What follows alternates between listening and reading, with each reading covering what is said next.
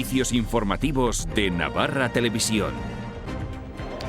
5 de los 8 presidentes navarros de la democracia juntos. Ha sido en el acto de celebración de los 25 años de convenio económico, un acuerdo con el Estado que ha sido puesto en valor también por la Administración Central. Es un sistema de financiación ante todo responsable, justo y solidario. Y pese a quien haya querido ver lo contrario, es un instrumento plenamente constitucional que no hace sino consagrar una realidad jurídica preexistente anterior a la propia Constitución. Hola, ¿qué tal están? Muy buenas noches. Fue en el verano de 1990 cuando se firmó el acuerdo que hoy se ha conmemorado con la presencia de las principales autoridades. Un convenio que hubo que actualizarse el año pasado, entre otros asuntos, por el IVA de Volkswagen. Hoy la empresa ha comunicado al comité que se va a aumentar la producción en casi 4.000 vehículos más a lo largo de este 2016. Las estimaciones apuntan a una fabricación final de 275.000 unidades, lo que obliga a modificaciones en el calendario. Primera reunión del nuevo Consejo del Servicio Navarro de Empleo. Han accedido al mismo el sindicato LAB y representantes de empresas de economía social. ELA ha declinado participar porque considera que no se ha dado el cambio suficiente. En cierto sentido se pierde una oportunidad histórica de incorporarse y colaborar en todo este proceso de transformación. El sindicato Comisiones Obreras ha elaborado un mapa con el detalle de la situación del desempleo en Navarra. Las zonas más castigadas son Valdechauri, Keiles y Corella, con cifras que rebasan por mucho el 20% de parados. 5 organizaciones para el desarrollo que trabajan sobre el terreno con refugiados en Siria han recibido una ayuda económica de la Fundación Caja Navarra. Advierten que en ese país hay 13 millones de personas desplazadas que necesitan ayuda, sin olvidar tampoco a las miles que han decidido emprender el camino hacia Europa. Que huía de los bombardeos de Francia y se lo tomaban como un castigo a lo que había pasado en los atentados de París. Levantarse en un campo de refugiados y ver que van pasando los días, que no puedes hacer nada con tu vida, no puedes volver, no puedes salir, no puedes avanzar, es una carga psicológica muy grande. Y en deportes, la Junta Directiva de Osasuna va a tratar de solucionar las quejas de los socios de Graderío Sur, que ayer se demostraron esas quejas con abandono incluido de la grada. Mientras, el equipo hoy ha tenido sesión de recuperación tras la victoria de anoche. Los rojillos escalan a la tercera plaza, a solo un punto del ascenso directo, después de ganar en casa tras 4 partidos sin hacerlo. Es así de simple. El acierto cambia la perspectiva normalmente del partido. Una vive de gol, alegría de un delantero ese gol y bueno, contento en ese sentido. Ahora hemos sumado otra vez 3 puntos en casa, que es donde tenemos que ser muy fuertes. Estamos muy contentos de estar ahí, de cada fin de semana sumar.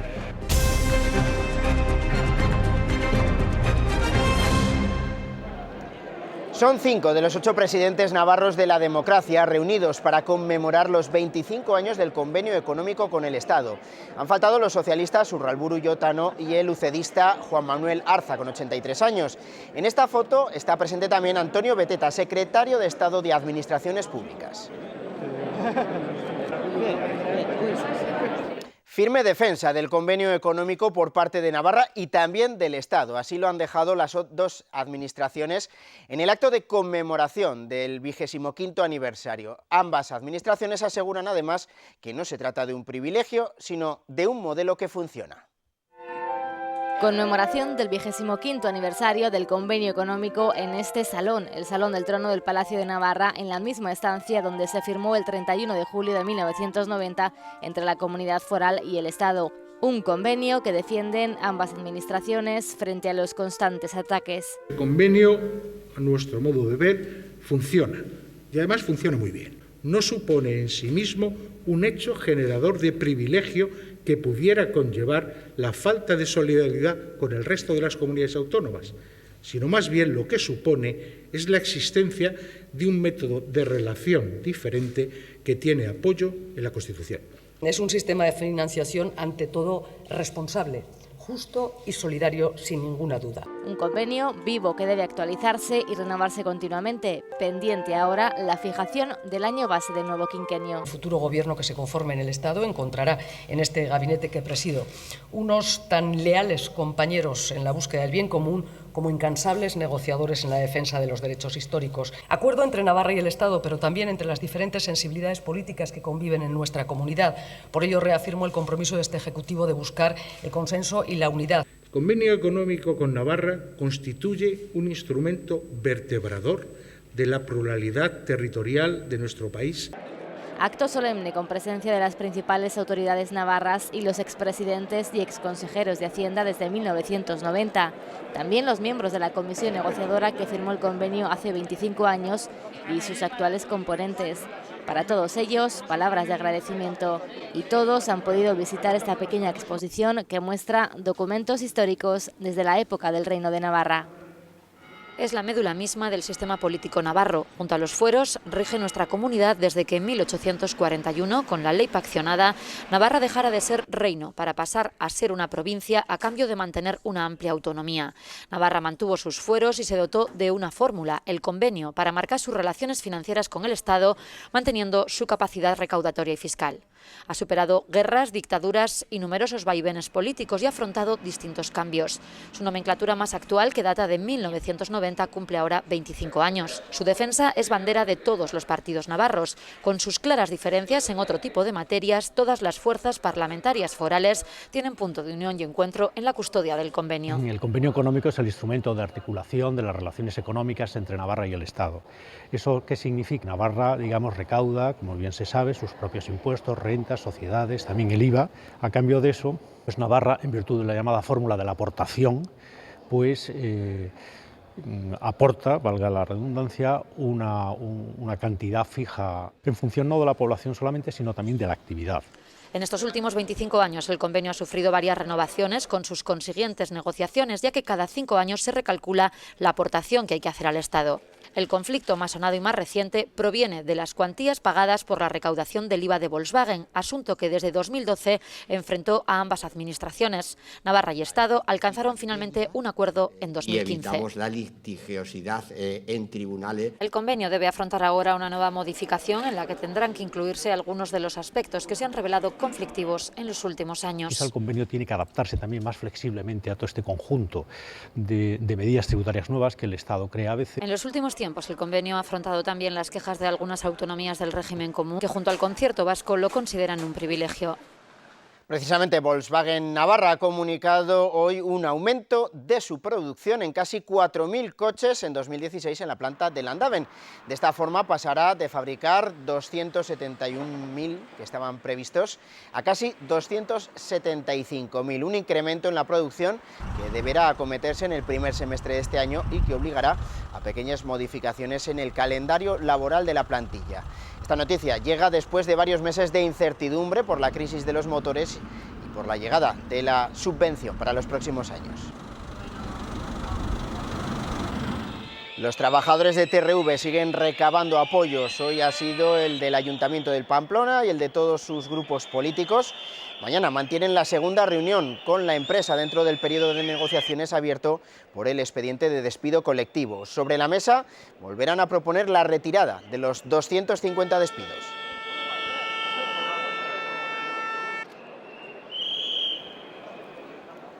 Constituido el Consejo del Servicio Navarro de Empleo, que aumenta la participación con más organizaciones, además de UGT, Comisiones Obreras y la CEN. Son el sindicato LAB y CEPES, que aglutina a las empresas de economía social. La ausencia más notable ha sido la de ELA, una ausencia que ha lamentado el propio vicepresidente La Parra por tratarse de un órgano importante en el diseño de las políticas activas de empleo y en la lucha contra el paro en este momento. Por su parte, el sindicato considera que no ha habido una transformación de este servicio de empleo, sino solo lo que ha definido como maquillaje por parte del Gobierno. Es una pena que no se haya incorporado el sindicato ELA. Obviamente su decisión a partir de su propia independencia, pero nuestra valoración es que pues en cierto sentido se pierde una oportunidad histórica de incorporarse y colaborar en todo este proceso de transformación. Mientras el Servicio Navarro de Empleo sirva para financiar con más de 5 millones de euros en 2016 a estos sindicatos y esta patronal, pues nosotros no vamos a legitimar este Servicio Navarro de Empleo. Una de las principales conclusiones de un informe realizado por Comisiones Obreras es la constatación de que el paro en Navarra sigue teniendo profundos desequilibrios territoriales. La Ribera con el 20%, Sangüesa con el 19% y Estella con el 18% son las áreas más castigadas por el desempleo, muy por encima de la media de la comunidad foral, que se sitúa en el 14%, o de zonas como Baztán, Bidasoa con el 9%. El área de Pamplona registra una tasa del 12%. Aunque el desempleo ha descendido en el último año en todas las áreas, si tomamos como referencia el año 2008, las zonas en las que más ha crecido el paro han sido la Sacana, un 53%, la Ribera del Ebro, un 51% y la Ribera de Tudela, un 44%. Los datos desagregados por subáreas sitúan a Valdechauri Echauri con un 28%, Keiles Cascante con un 25% y Alhama Corella con un 24%, como las zonas con mayor índice de desempleo, repitiendo la misma posición que el año pasado. Según Comisiones Obreras, el crecimiento económico se consolida, pero no tiene el reflejo deseable en el empleo, ni en su cantidad ni en su calidad. Por eso, desde el sindicato exigen revertir los recortes, llevar a cabo una política industrial proactiva y descentralizar las políticas activas de empleo.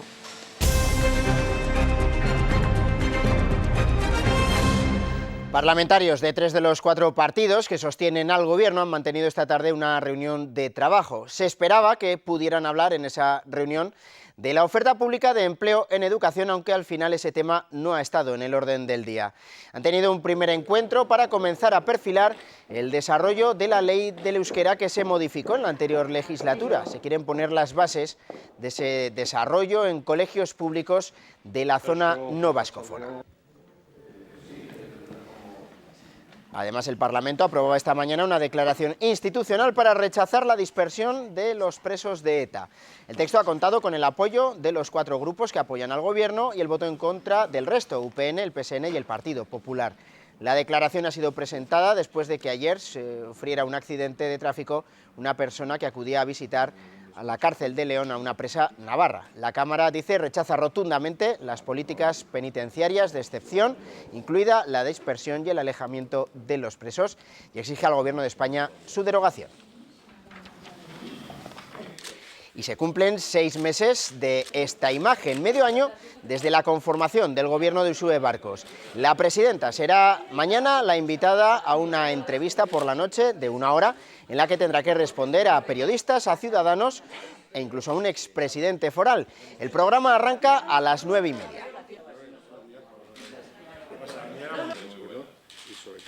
Se ha pedido la comparecencia parlamentaria del presidente de la Cámara de Comptos para que explique el informe sobre la compraventa de acciones de Iberdrola por parte del Gobierno y que supuso la pérdida de casi 20 millones de euros.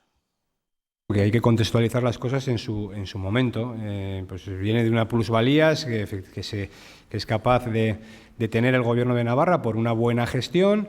Y a partir de ahí, bueno, pues como digo, vamos a ver, hay informes de la Cámara de Comptos anteriores a este último, bueno, pues que no cuestionaban tanto o tan abiertamente esta operación, y ahora este último que sí que efectivamente la cuestiona, pues lo vamos a analizar. Gestión nefasta del Gobierno de Unión del Pueblo Navarro, que ha demostrado una vez más lo mal que gestiona los dineros públicos, porque a través de su mala gestión los navarros y navarras hemos perdido casi 20 millones de euros. Se ha saldado con un resultado ruinoso para la Hacienda Foral, ruinoso para los intereses generales de Navarra, porque entendemos que alguien, después de esta comparecencia, tendrá que asumir responsabilidades políticas. El Partido Popular de Navarra considera preocupante la situación económica de la Ribera y critica lo que llama inacción del Gobierno al respecto. Declaraciones que han realizado en Tudela por el presidente de la gestora, Pablo Zalbá, y por el parlamentario Javier García. En su apuesta por mejorar su desarrollo, organizarán en las próximas semanas en Tudela un encuentro a 3 con los presidentes del PP en Aragón y La Rioja para desarrollar acciones conjuntas en torno al eje del Ebro. También cuestiones que se plantean muchísimas dudas, ¿no? La creación de... No nos preocupa la situación económica de la Ribera, que por supuesto nos preocupa, sino nos preocupa sobre todo la inacción del Gobierno de Navarra. Nos parece sorprendente que desde el Gobierno de Navarra se produzca un acercamiento hacia el País Vasco, no nos parece mal, siempre y cuando no sea en detrimento de las relaciones institucionales, económicas, empresariales que tiene que haber también con otros gobiernos como el de Aragón y La Rioja. Los portavoces de H. Bildu y de Esquerra Republicana de Cataluña tampoco van a participar en la segunda ronda de consultas con las fuerzas políticas que el rey va a emprender a partir de pasado mañana miércoles. El jefe del Estado decidió el viernes esas nuevas conversaciones después de ofrecer a Mariano Rajoy ser candidato a la presidencia, ofrecimiento que el líder del PP declinó en la reunión que ambos mantuvieron en Zarzuela y con la que se cerraba la primera ronda de consultas.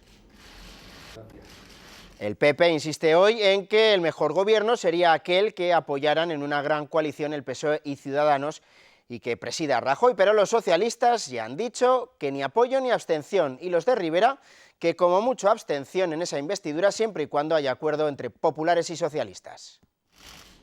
Primeros pasos de Rajoy en esta segunda semana de negociaciones que él afronta esperando acontecimientos. Su estrategia de rechazar la propuesta real de someterse a una investidura tiene un objetivo: ganar tiempo para que los varones socialistas críticos con Sánchez le impidan pactar con Podemos en el Comité Federal del próximo sábado. Esperamos que al final haya un acuerdo entre aquellas personas que sotto voce o ya en artículos están diciendo que no están de acuerdo con la estrategia seguida por el señor Sánchez. Y mientras en su partido describen el paso atrás de Rajoy como un gesto de responsabilidad. Non tomar as sesións de investidura a broma. Segundo, respetar as institucións. Pero esta estrategia sigue sin solucionar su investidura. Rajoy pide un gobierno de amplia base y convoca a PSOE y Ciudadanos. Me parece irresponsable lo que ha hecho Sánchez y Rajoy, que es tirarse la pelota uno y otro al tejado en vez de proponer y liderar una negociación. El liderazgo no se pone aún en cuestión en el PP. La candidatura de Mariano Rajoy es innegociable para el Partido Popular. Solo Esperanza Aguirre insiste en que puede haber algo más importante que el líder. El tiempo de olvidarse de los personalismos y de los partidismos, y es el tiempo de los sacrificios. Todo con tal de que Podemos no alcance el poder. Y después de los éxitos electorales cosechados por Ada Colau, la alcaldesa de Barcelona ha decidido sacar adelante un nuevo partido, aunque con unas estructuras diferentes que le llevan incluso a la propia Colau a no llamarle partido. Los socios de Podemos en Cataluña mantienen la convocatoria de un referéndum como una de sus prioridades y han reclamado al PSOE que se siente a negociar sin líneas rojas. Mientras tanto, Ada Colau, dirigente de esta plataforma, ha anunciado esta mañana la próxima creación de una asamblea constituyente que represente a los catalanes en la defensa de los derechos sociales, contra la corrupción y por el ejercicio del derecho a decidir. Un nuevo partido político, aunque Colau ha evitado en todo momento denominarlo así. Per impulsar el que seria una assemblea constituent d'aquest nou espai polític que clarament era necessari a Catalunya. Ara bé, sempre des de la defensa de l'ADN que hem vist que era la fórmula d'èxit. Un éxito que ya saboreó el pasado 20 de diciembre, cuando se proclamaron primera fuerza política en Cataluña.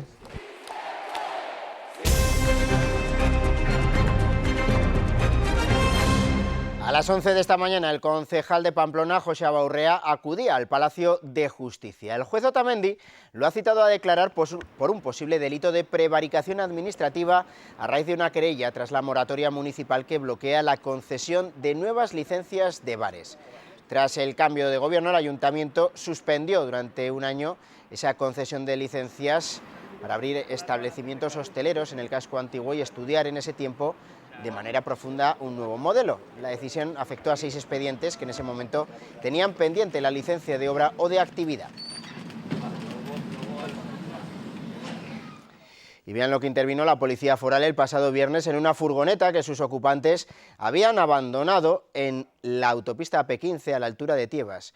Sorpresa mayúscula cuando los agentes se acercaron hasta el arcén donde estaba el vehículo y lo abrieron. Media tonelada de hachís en fardos como estos que fueron abandonados. Se trata de una operación antidroga iniciada hace meses por el Cuerpo Nacional de Policía contra una red internacional.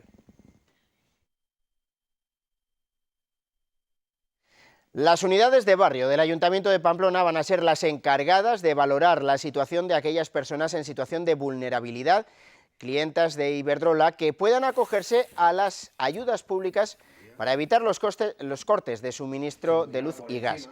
El Gobierno y la empresa firmaron la semana pasada un convenio de colaboración para evitar la suspensión de esos suministros por razones de impago o en caso de haberse suspendido para su restablecimiento inmediato, mientras la Administración tramita las correspondientes ayudas. Con la documentación y vamos. La situación de los refugiados ha sido hoy el motivo de la reunión, del encuentro que han mantenido diferentes organizaciones que trabajan sobre el terreno y que conocen lo que ocurre cuando el interés de los medios de comunicación decae. Han recibido una ayuda económica para seguir luchando. Sus ojos han visto la tragedia. Son Miguel García, cámara de televisión, y Tirso Diego de Somonte, traductor. Conocen perfectamente lo que cuentan los refugiados que llevan meses cruzando a Europa. Huyen de la guerra, de cosas como estas. La primera semana había gente que me contaba que huía de los bombardeos de Francia y se lo tomaban como un castigo a lo que había pasado en los atentados de París. Por otro lado, gente que huía de los bombardeos de Rusia. O sea, esto es un no acabar, ¿no? Tirso ejerce de traductor para Médicos del Mundo, una de las 4 organizaciones junto a UNICEF, Acción contra el Hambre, ACNUR y Oxfam Intermón, que han recibido financiación de Fundación Caja Navarra para diferentes proyectos de ayuda a los refugiados. El cámara Miguel García colabora con Oxfam Intermón en un documental donde narra la vida de un refugiado en Jordania. Mahmoud es una persona siria que ahora mismo vive en el campo de refugiados de Satari, en Jordania, del que hablamos ahora. Y bueno, él tiene una pequeña tienda de telefonía móvil. Todo el mundo intenta montarse un pequeño comercio, un pequeño local para ir sacando algo y también, más que para sacar dinero, para tener una ocupación, porque realmente levantarse en un campo de refugiados y ver que van pasando los días, que no puedes hacer nada con tu vida, no puedes volver, no puedes salir, no puedes avanzar, es una carga psicológica muy grande. Es lo que no se ve de un drama día sí y otro también, por el que organizaciones como estas tratan de mantener viva la conciencia del mundo. Esta madrugada un terremoto de 6,3 grados en el mar de Alborán se ha sentido en Melilla y en buena parte de Andalucía. No ha habido víctimas, pero sí muchos daños materiales. 25 de enero, 5 y 22 minutos de la mañana, la cámara de seguridad de este bar de Torremolinos, Málaga, graba el terremoto.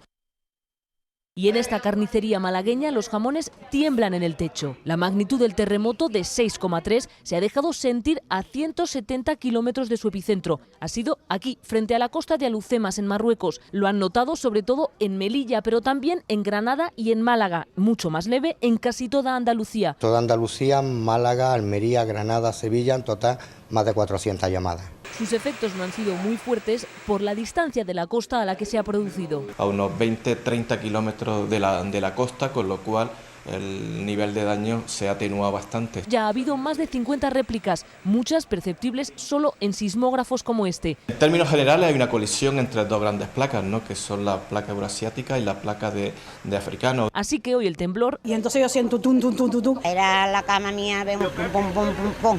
Que se empezaba a tambalear la cama. Pegando porrazos, pero como una bomba. Una cosa que me movían.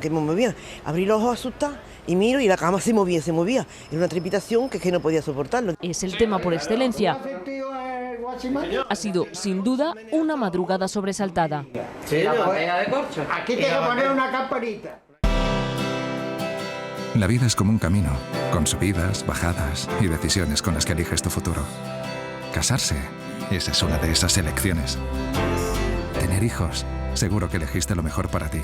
Y hoy volverás a acertar con la decisión que marcará tu futuro. La que te lleva a Caja Rural, para asegurarte una gran jubilación. Con un equipo experto en planes de pensiones que te acompañará en todo momento, aportándote asesoramiento, tranquilidad y rentabilidad.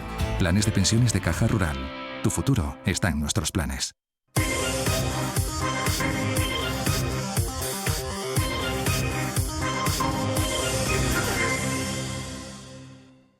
Comienza una semana para Osasuna que arranca desde la tercera posición de la segunda división. Esta mañana en Tajonar ha habido sesión de recuperación. Después de la victoria de anoche ante el Llagostera, los rojillos se han ejercitado y lo han hecho de forma suave, sobre todo los titulares. Y es que al fin se rompió la mala racha en el Sadar, un estadio que no veía ganar a su equipo desde hace más de 2 meses. A la quinta parece que fue la vencida, después de 3 empates y una derrota. Yo creo que hoy lo que ha cambiado ha sido el acierto y nada más. Yo creo que el equipo ha tenido una pinta bastante parecida al de la primera vuelta. Y bueno, es que es así de simple. Es así de simple. El acierto cambia la perspectiva normalmente del partido. Lógicamente, anoche en la zona mixta había también satisfacción en la plantilla de Osasuna y todos ya con la mirada puesta en el próximo partido en Miranda. Importantes son los 3 puntos, que el equipo ha vuelto a ganar aquí en casa, que le hacía falta, nos ponemos a un punto de ahí, del Córdoba. Creo que era muy importante y bueno, a nivel personal, como te digo, también para un delantero, aunque hagas un buen trabajo, pero bueno, al final vive del gol, la alegría de un delantero es el gol y bueno, contento en ese sentido. Sales del banquillo, sales 15-20 minutos y bueno, he podido aportar un gol. Y bueno, ahí yo creo que se acaba el partido y lo importante son los 3 puntos. Ahora hemos sumado otra vez 3 puntos en casa, que es donde tenemos que ser muy fuertes. Y nada, pues ahora seguir en la línea, ir a Miranda y a conseguir los 3 puntos también. Estar ahí arriba en la pelea, como te digo, y estamos muy contentos de estar ahí, de cada fin de semana sumar y para pillar al primero. Estamos contentos por la victoria, porque el equipo sigue estando muy serio y a seguir trabajando. Y una vez hecha oficial su marcha, Jordan Lothier bajó al término del partido para despedirse de los que eran sus compañeros. Abandonó el estadio junto a Adrián Cruz, otro de los jugadores que también se va de la disciplina rojilla esta semana en este mercado invernal. El club tiene que dar otra baja para poder inscribir a Urco Vera. Los nombres de Martins y Mesa salieron a la palestra. Ayer jugaron minutos después de varios partidos sin hacerlo y Martins salió en su defensa.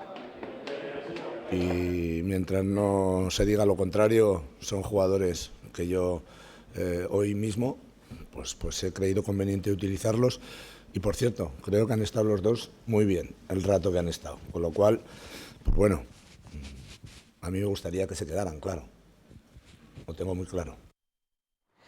Y la directiva de Osasuna dice estar trabajando para solucionar las quejas que se producen por un buen número de socios de Graderío Sur.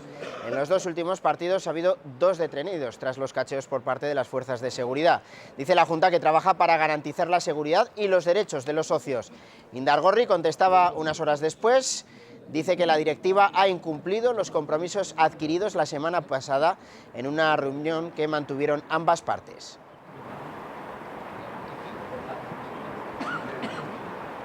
Seguimos hablando de fútbol, pero lo hacemos ahora de la segunda división B. La Peña Sport fue el único equipo en jugar. Lo hacía ayer por la tarde y sucumbió en la visita al campo del líder, el Racing de Ferrol.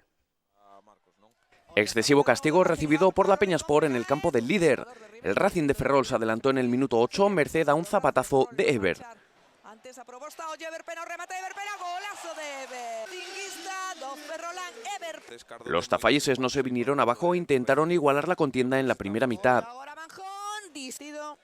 Solo la falta de acierto visitante evitó el empate. Aunque también los gallegos pudieron ampliar su renta en los primeros 45 minutos. El Racing de Ferrol quiso cerrar el partido en el arranque de la segunda mitad. Ezcurra cometió penalti.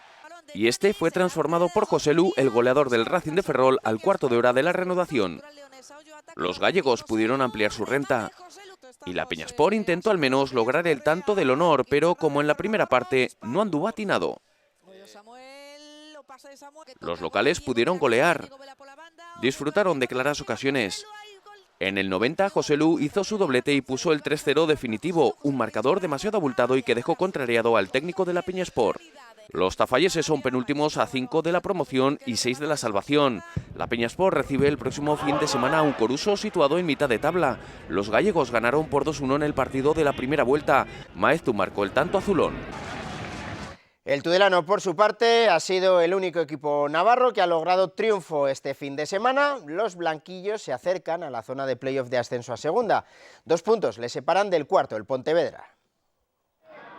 Este gol de Chema Mato a poco más de 20 minutos para el final del partido permitió al Tudelano sumar 3 puntos que le acercan a la fase de ascenso a segunda. 2 puntos les separan del Pontevedra, precisamente el rival al que venció en la capital ribera. Un buen partido en líneas generales. Sobre todo, pues claro, cuando ganas, pues se acaban los debates. Hemos tenido fe y hemos seguido y al final yo creo que hemos sacado un triunfo merecido. La niebla fue protagonista durante los 90 minutos. Sin embargo, las condiciones climatológicas no impidieron que el tudelano desplegara un buen juego, aunque en algunas ocasiones el balón se diluía entre la bruma para el aficionado. Los locales dispusieron de las primeras ocasiones. A los gallegos les costó llegar al marco de Pagola, mientras que los blanquillos seguían cercando la meta rival.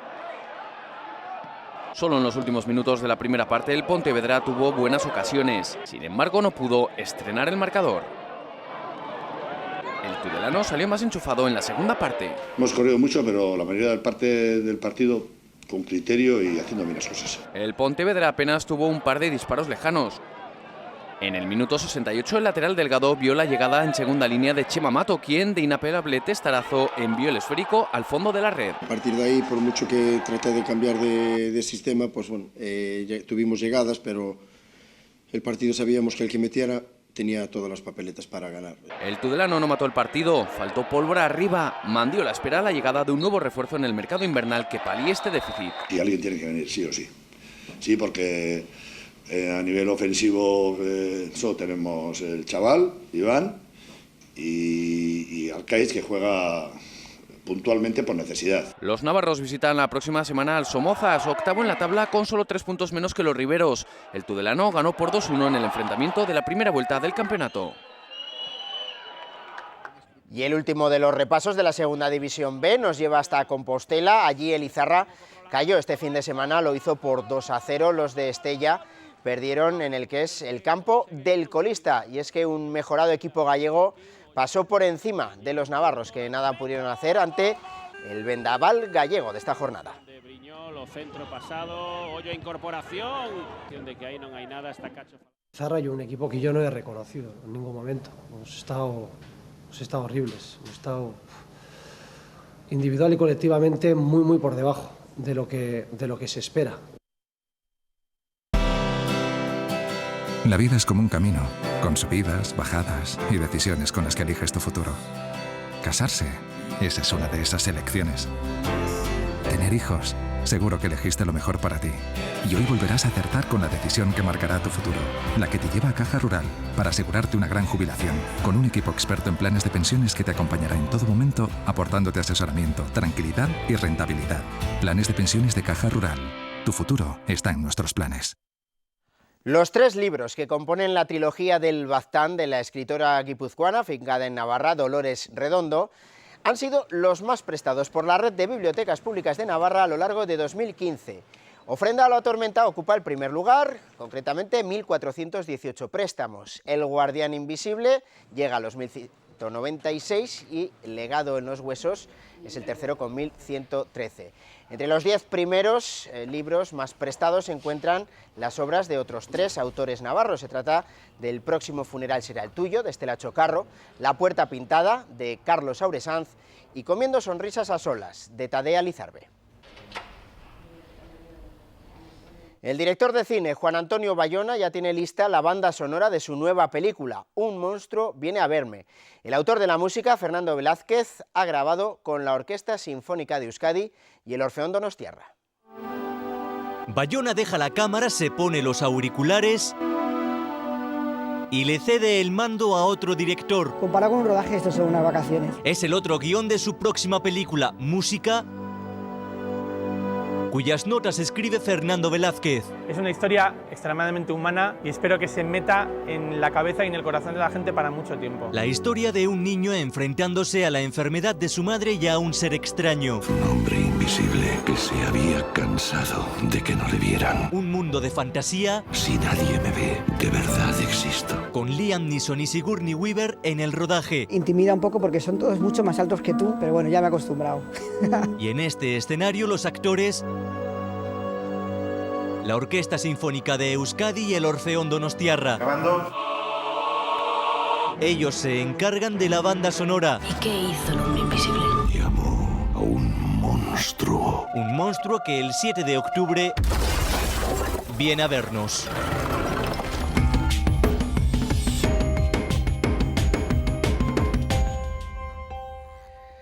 Vamos a hablar de un tema que fue muy comentado, pero que parece que ha pasado al olvido, como es el de los refugiados sirios. Nada más y nada menos que 13 millones de personas están desplazadas en su propio país. Maider Gabilondo, de UNICEF en Navarra. Muy buenas noches y bienvenida. Buenas noches. 13 millones de personas desplazadas dentro de Siria que necesitan ayuda, pero la reciben. Bueno, la reciben porque estamos allí trabajando, porque estamos proveyendo de ayuda a esas personas desplazadas en el propio país, con dificultades, porque no hemos llegado a cubrir ni el 40% del presupuesto que necesitábamos para atender las necesidades básicas de la población, en nuestro caso infantil, en Siria, los países vecinos y Europa, ¿no? Entonces, estamos llegando con dificultad a atender las necesidades de estas personas. Las tasas de desnutrición son muy fuertes, sobre todo dentro de Siria. Tenemos que pensar que el 80% de las personas que en este momento se encuentran dentro de Siria necesitan ayuda alimentaria, el 70% no tienen agua potable, o sea que es urgente que ayudemos a estas personas, pero más urgente es que resolvamos el problema de Siria para que esto acabe ya. Vamos a cumplir 6 años desde que se inició el conflicto y la solución parece que no está cerca. Estamos hablando de 13 millones de personas que no se han movido de Siria. Hay otras miles que sí, y es las que más veces hemos visto, las que llegan a las islas de Lesbos, las que han cruzado Europa, pero son minoría. Esos refugiados que han huido de su país no son la mayoría, necesitan también ayuda. Pero no se han quedado en un país en guerra. Tenemos que atender a todos, a los que están en tránsito, a los que han llegado a Europa, pero hay 4.600.000 personas que están en los países vecinos, como Jordania, Líbano, Irak, Egipto o Turquía, que necesitan también atención. Estos países han sido muy generosos recibiendo a estos refugiados. En el caso de Jordania, por ejemplo, hay 600.000 personas que viven ya en las comunidades, en viviendas de alquiler y en familias de acogida, que están compartiendo sus servicios básicos, sus hospitales, sus escuelas con refugiados sirios, ¿no? Sin a veces tanto ruido como el que hemos metido en Europa, ¿no? Hablabas de 13 millones de personas desplazadas con urgencias, comida y agua potable. ¿Cómo se organiza todo el trabajo para convertir el agua en potable y para alimentar a todas esas personas que ahora mismo no están en su hogar, están fuera de su hogar? Fuera de su hogar. Bueno, en el caso del agua potable, por ejemplo, en los campos de refugiados, iniciamos con la distribución con camiones de agua potable, ¿no? Con el tiempo ya veíamos que la cosa se iba alargando y estas soluciones temporales no nos servían. En el campo, por ejemplo, en Zatari, en Jordania, tenemos más de 80.000 personas viviendo en un campo de refugiados durante años, ¿no? Entonces ya esas soluciones iniciales y provisionales ya han dado paso a canalizaciones de agua, a sistemas de saneamiento ya más estables, porque estaba siendo ya problemática la gestión de los residuos orgánicos dentro del campo de refugiados. Entonces hemos empezado ya la construcción de pozos, ya unas estructuras más estables. Seguimos distribuyendo agua en tanques. El año pasado 1.300.000 personas recibieron agua potable por el trabajo de UNICEF, pero tenemos que empezar a pensar ya en otras soluciones más estables, más sostenibles también, ¿no? Porque claro, la distribución de agua en camiones, el almacenamiento en viviendas, se desperdicia mucha agua con ese sistema, y como la situación se va alargando en el tiempo, pues es importante que pensemos en otras soluciones. Y de hecho el clúster de agua que lidera UNICEF, pero en el que participan muchas otras organizaciones, tanto de Naciones Unidas como fuera de Naciones Unidas, ya están buscando soluciones, ya están trabajando en soluciones a largo plazo. Lo apuntaba al principio, la solución primordial es acabar con una guerra que ya dura demasiado tiempo, pero es una guerra a tantas bandas, con tantos frentes, con tantos enemigos internos, que parece imposible, que la comunidad internacional no sabe casi cómo afrontar.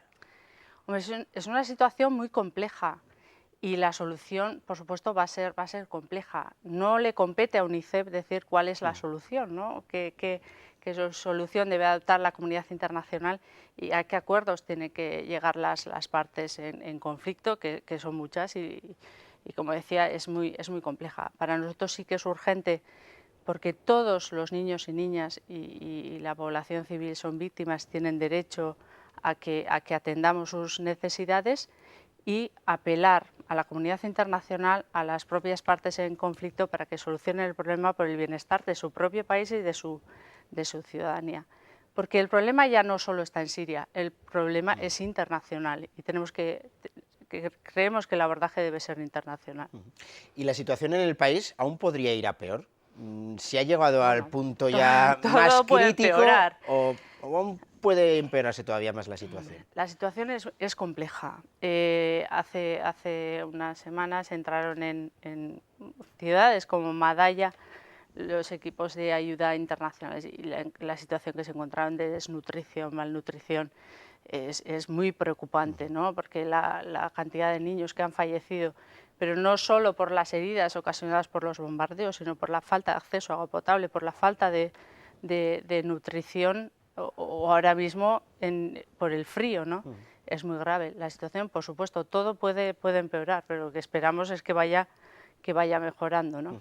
Y aquellos refugiados que cogen esa lancha que hemos visto que llegan a Lesbos y luego empiezan el peregrinaje, ¿cómo se les está tratando en general en Europa? Porque vimos imágenes bastante desagradables, cómo se les trataba en algunos países, especialmente Hungría, pero ¿el resto de Europa está siendo solidaria con estas personas que intentan llegar a Europa?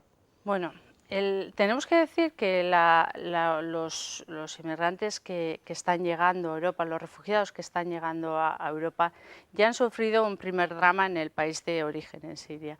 Han salido y han llegado a un campo de refugiados, donde llevan más de 5 años, 3 años, 4 años, unas familias que no tienen ninguna esperanza, que dejaron sus casas, sus negocios y sus familias en su país y salieron huyendo a Siria. Ya llevan una mochila demasiado pesada, muchos han perdido familiares, etc.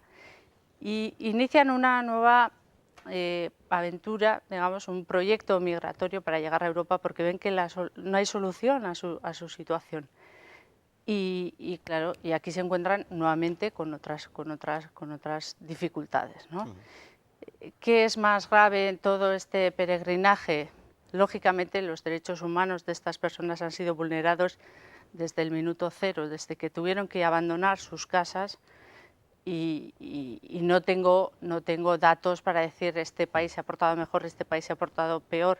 Lo que sí que es cierto es que la solución debía ser de toda la Unión Europea a este problema de la llegada de los refugiados. Lo que sí vimos fueron muchos movimientos de muchas instituciones, de muchos organismos internacionales, nacionales, locales, especialmente a raíz de aquella famosa foto del niño muerto en la playa.